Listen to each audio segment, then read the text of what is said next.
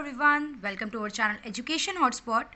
तो आज मैं आप लोगों से बात करूंगी अपने how to write good answer in sociology की नेक्स्ट स्टेप की।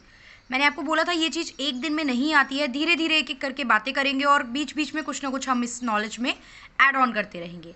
तो आज यहाँ पे जो हम सीखेंगे वो ये सीखेंगे कि आपको जो आता है आपको आंसर में वो नहीं लिखना है, ठीक है। आपको आंसर में वो लिखना है जो आपसे क्वेश्चन में पूछा गया है।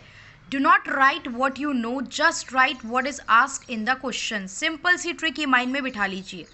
होता क्या है, आपने क्वेश्चन में देखा, आपको मिल गया वर्ड कॉलोनिज्म, आपको मिल गया वर्ड संस्कृताइजेशन, आप एक्साइटेड हो जाते हो, आपको लगता है मैंने पढ़ रखा है, मैं इसे इजीली, हम लोग इसे इजीली अटेम्प्ट कर सकते हैं। बट आप क्वेश्चन को एनालाइज करना भूल गए। आपसे फॉर एग्जाम्पल पूछा था what is the impact of colonialism, right. आपसे किसी चीज़ के इम्पैक्ट पूछे गए हैं कि उस चीज़ का प्रभाव क्या पड़ा, उसके होने के बाद यहाँ पे क्या असर देखने को मिले, और आपने उस टॉपिक में लिख दिया उस चीज़ के कारण क्या थे, उस चीज़ के कॉजेज क्या थे।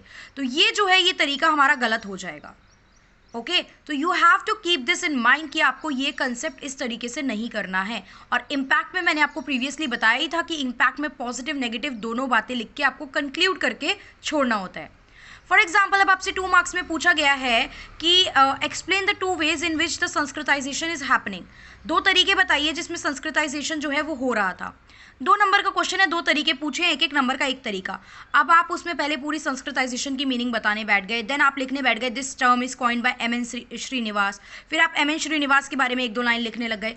Not necessary. एक तो 2 मार्क्स का क्वेश्चन है, ऊपर से जो चीज़ पूछी गई है आपने उसको तो रिलेवेंस दिया ही नहीं।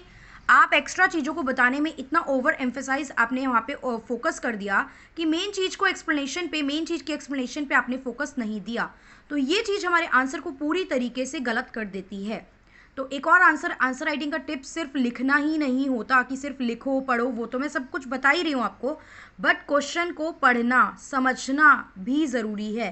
क्वेश्चन पढ़ोगे समझोगे तभी पता चल पाएगा कि एग्जैक्टली लिखना क्या है। और लिखने के लिए तो कंटेंट हम लोग साथ साथ प्रिपेयर कर ही रहे हैं। तो एक छोटी सी बात थी जो मुझे लगा बहुत से बच्चे मिस्टेक करते हैं। बच्चे वो लिख देते हैं क्वेश्चन पढ़ के जो उन्हें आता है, जितना उन्होंने अब तक पढ़ा है, कि जस्ट पेज भरने हैं यार, क्वेश्चन तो अटेम्प्ट करना ही है, क्वेश्चन नहीं छोड़ना है।